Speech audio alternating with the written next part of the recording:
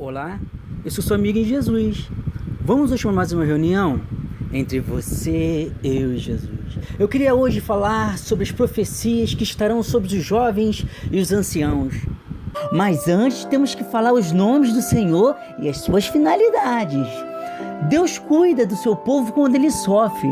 O nome desse Deus é Yahvé. O Senhor está presente e acessível, perto dos que invocam por livramento, perdão e orientação. Deus adverte, mas no final julgará aqueles que perseguem seu povo. O nome desse Deus é Jeová Tsidkenu. O Senhor é nossa justiça. Deus dará vitória ao seu povo. O nome desse Deus é Jeová Roi. O Senhor é nosso pastor. No capítulo 10 de João, do versículo 10 ao 11, diz assim: o ladrão não vem senão a roubar, a matar e a destruir. E eu vim para que tenham vida, e a tenham com abundância. Eu sou o bom pastor dá sua vida pelas ovelhas. Em toda a Bíblia, nunca houve algum relato que Deus perdeu alguma batalha. É só ter fé e o mundo espiritual começará a se movimentar. O nome desse Deus é Jeová Sabaote, o Senhor dos Exércitos, também conhecido como General dos Generais.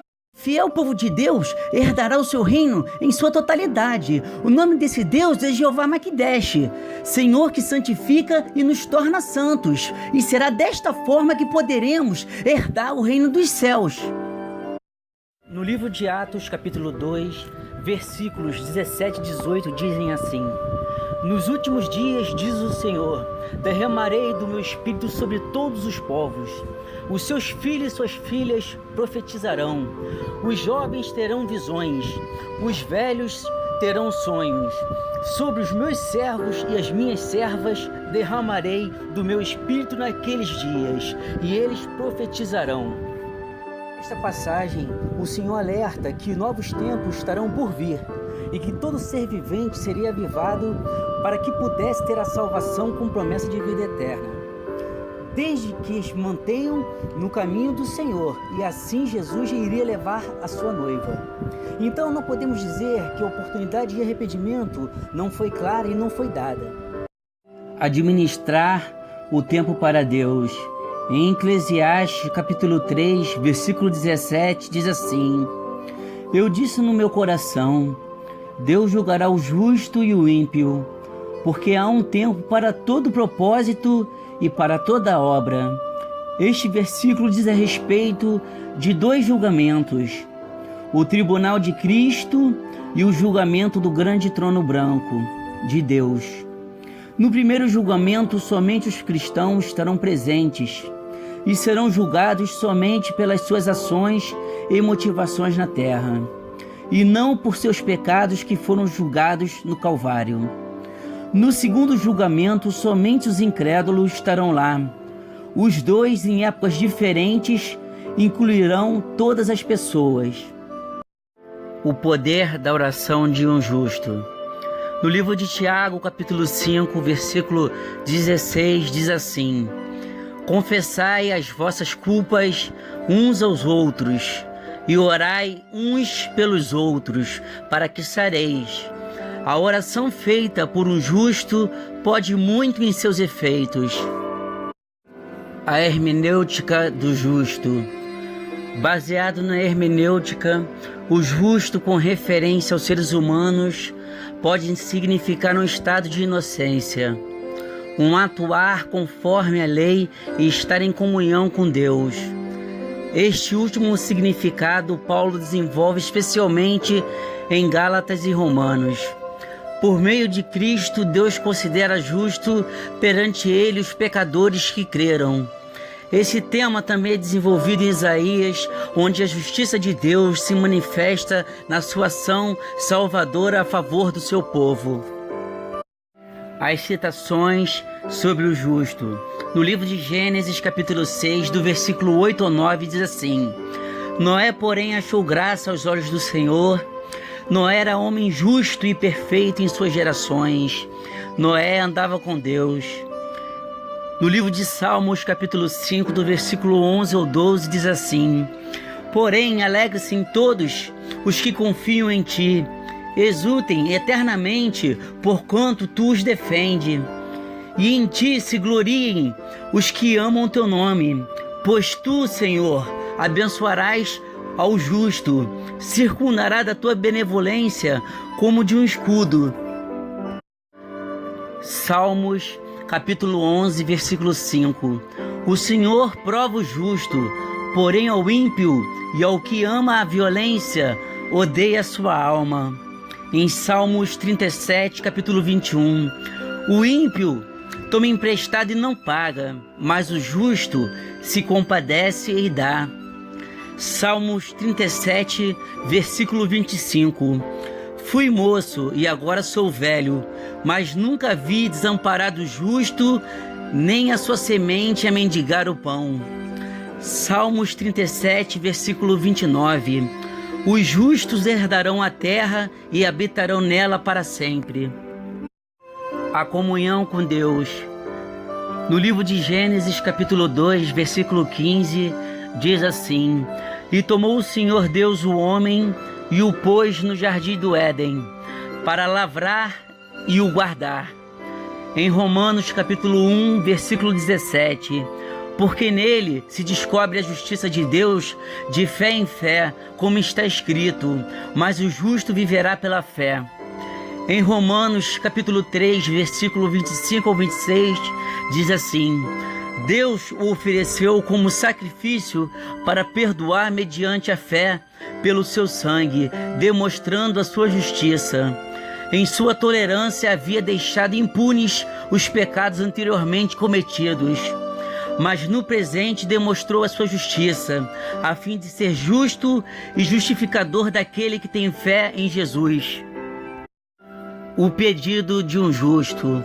Em Filemão, no capítulo 1, do versículo 8 ao 10, diz assim: Por isso, mesmo tendo em Cristo plena liberdade para mandar que você cumpra o seu dever, prefiro fazer um apelo com base no amor. Na citação com base no amor, aqui revela a maneira como o apóstolo Paulo conduz e a todo cristão quanto a isso. Eu, Paulo, já velho e agora também prisioneiro de Cristo Jesus, apelo em favor de meu filho Onésimo, que gerei enquanto estava preso. Ei, meu filho Onésimo, essa é a primeira vez que o nome desse homem é mencionado, embora ele seja o motivo da carta. Sendo ele propriedade de Filemão, tinha fugido do seu dono para Roma numa distância de 1.500 quilômetros. E esse era um crime muito sério. Depois de chegar em Roma, esse escravo fugitivo, Onésimo, havia entrado em contato com Paulo, tendo entregado seu coração a Cristo. Em Filemão, no primeiro capítulo, do versículo 11 ao 14, diz assim: Ele antes era inútil, mas agora é útil, tanto para você quanto para mim. Porque não conhecia o Senhor, Onésimo não havia prestado um bom serviço a Filemão. Aqui neste versículo 11, apresenta o que só Cristo pode fazer: o inútil se tornar útil.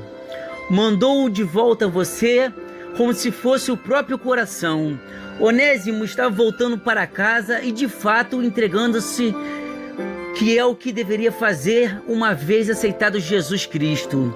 A súplica de Paulo feita a Filemão, que recebe de volta o seu antigo inútil e agora recebe o novo homem útil, na expressão como o seu próprio coração, é o mesmo como se fosse como meu filho.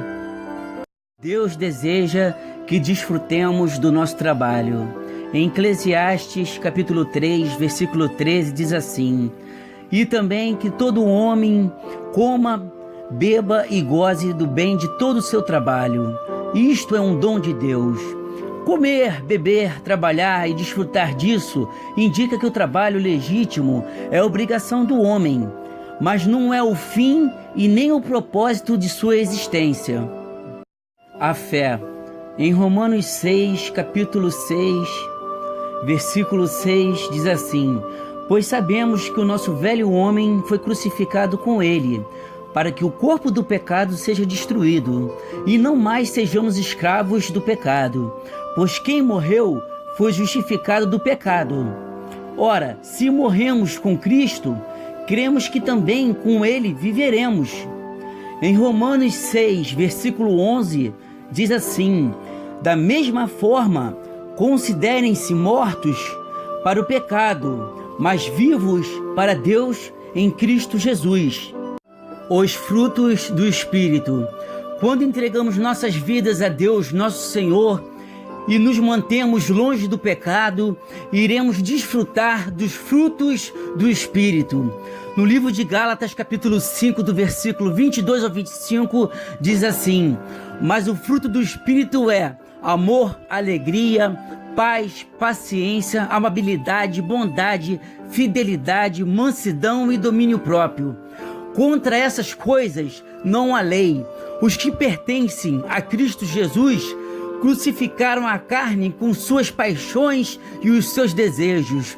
Se vivemos pelo Espírito, andemos também pelo Espírito. As obras da carne.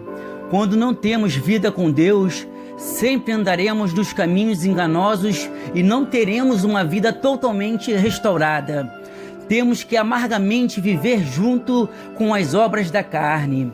No livro de Gálatas, capítulo 5, do versículo 19 ao 21, diz assim: ora, as obras da carne são manifestas: imoralidade sexual, impureza, libertinagem, idolatria, feitiçaria, ódio, discórdia, ciúmes, ira, egoísmo, dissensões, facções, inveja, embriaguez, orgias e coisas semelhantes. E eu os advirto que os que praticam essas coisas não herdarão o reino de Deus. A cereja do bolo.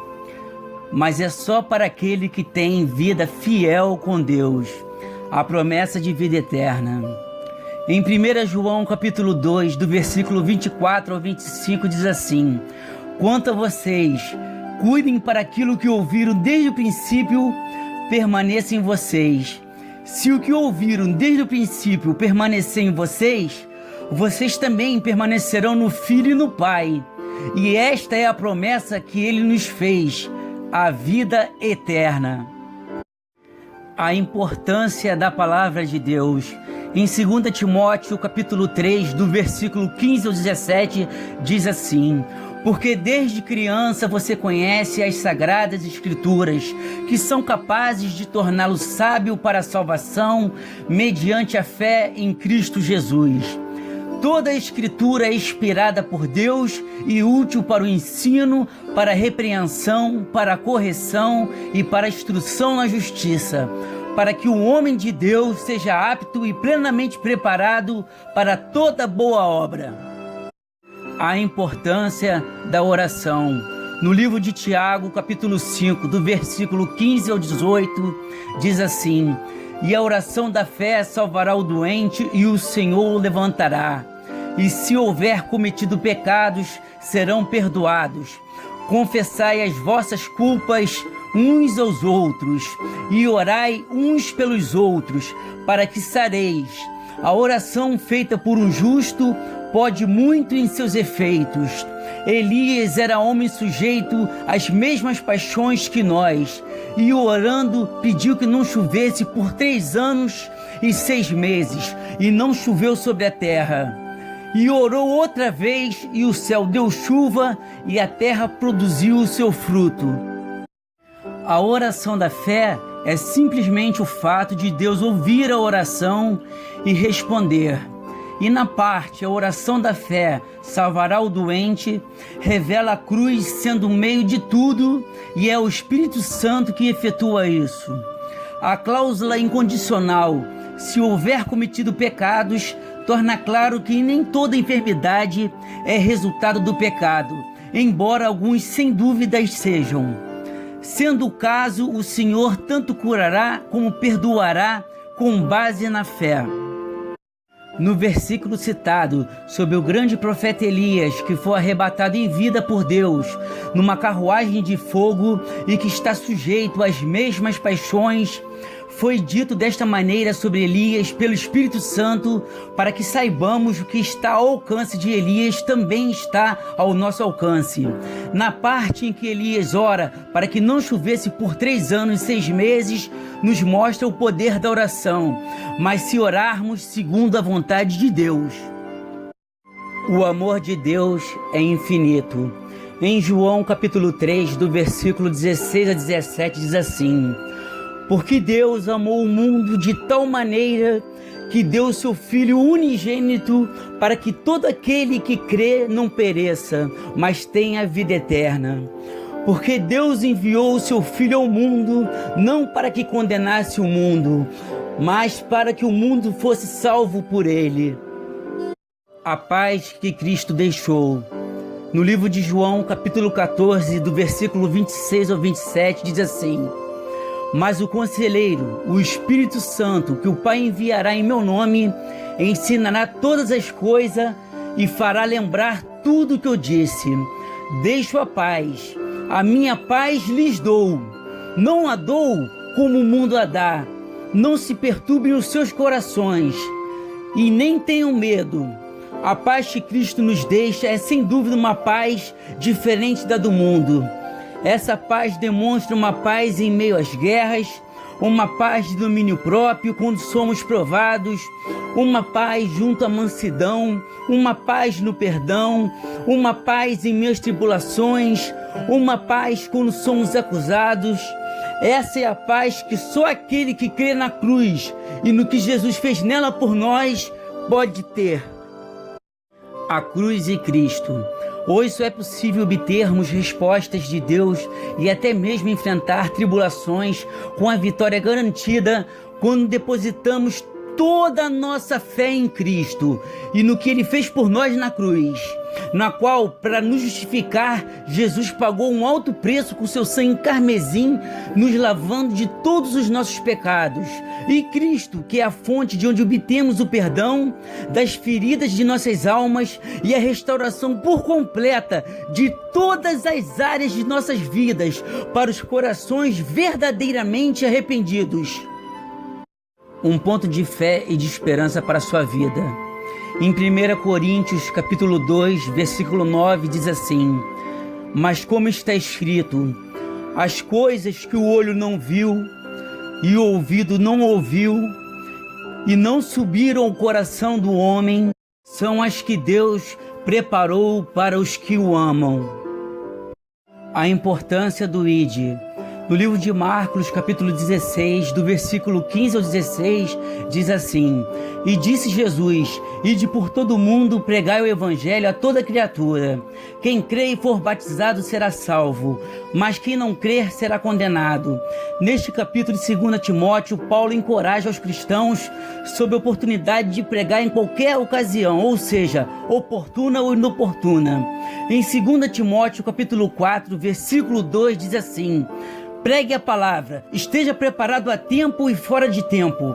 Repreenda, corrija, exorte com toda paciência e doutrina. O porquê de jejuar.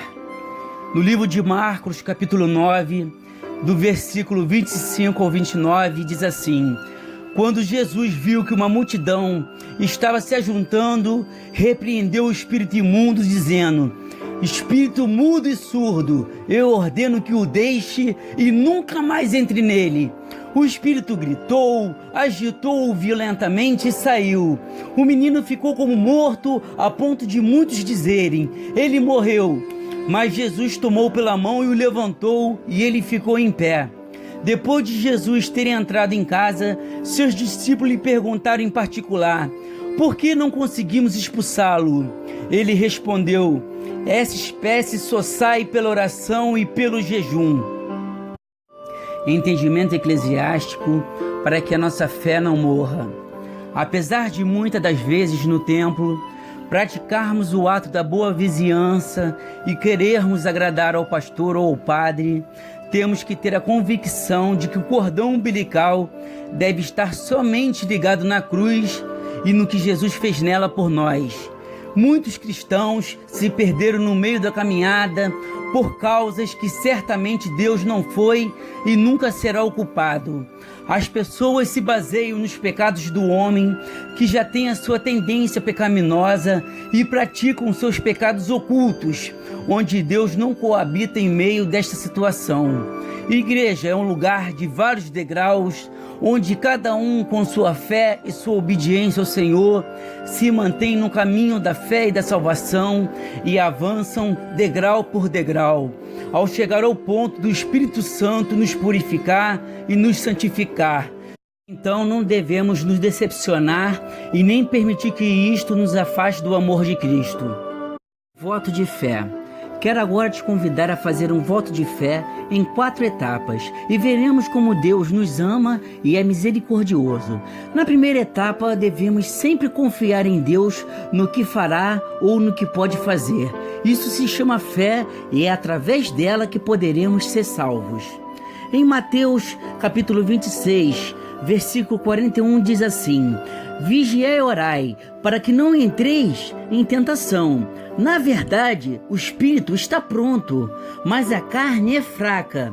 Devemos diariamente ler a palavra, pois é através dela que alimentaremos a nossa fé.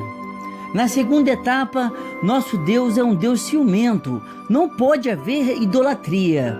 E ela pode acontecer de várias formas diferentes.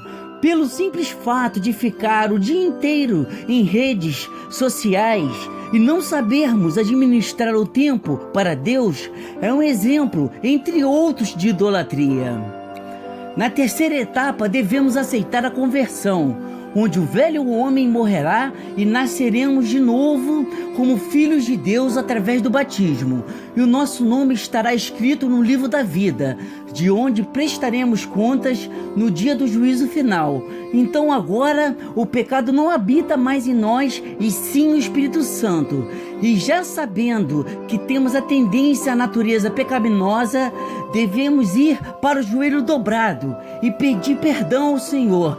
Sabemos que no início pode parecer difícil, mas ao perseverar e começarmos a ter experiências com Deus, te garanto que nunca mais nos afastaremos dos caminhos do Senhor. Em Romanos, no capítulo 8, versículo 35, diz assim: Quem nos separará do amor de Cristo? Será tribulação? Ou angústia? Ou a perseguição? Ou a fome? Ou a nudez, ou perigo, ou espada? Na quarta etapa, se diz sobre a importância de jejuar. Ela pode ser de diversas formas diferentes, não apenas ficar um dia sem comer, porque entendemos que muitas pessoas, por questões de saúde, não podem assumir este tipo de compromisso. Mas podemos, por exemplo, ficar sem acessar redes sociais, deixar de fazer algo que gostemos. Isso também é uma forma de jejuar. Quero agora orar pela sua vida. Abaixem suas cabeças, fechem os seus olhos, coloque sua mão no seu coração.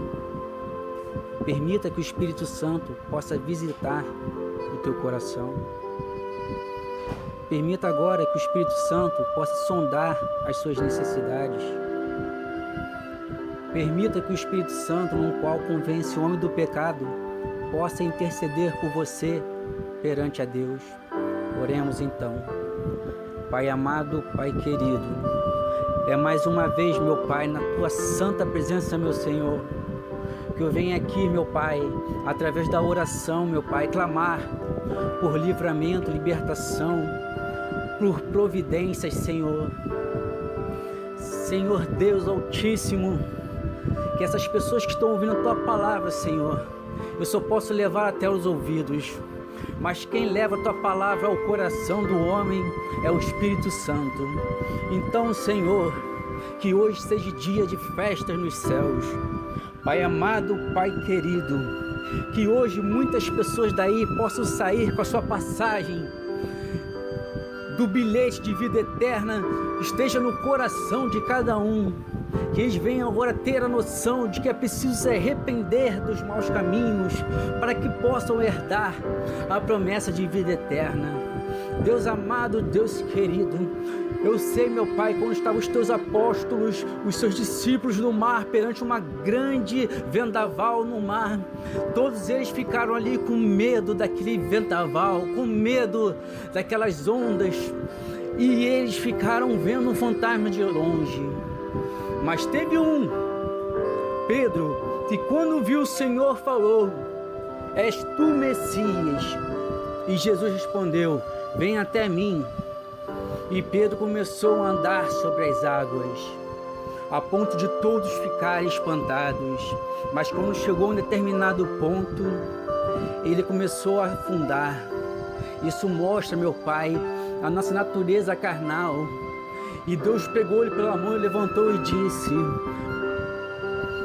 homem de pequena fé, assim somos nós, Senhor, homens de pequena fé, mas sabemos que uma vida contigo, meu Pai, é melhor do que qualquer outra coisa nesse mundo.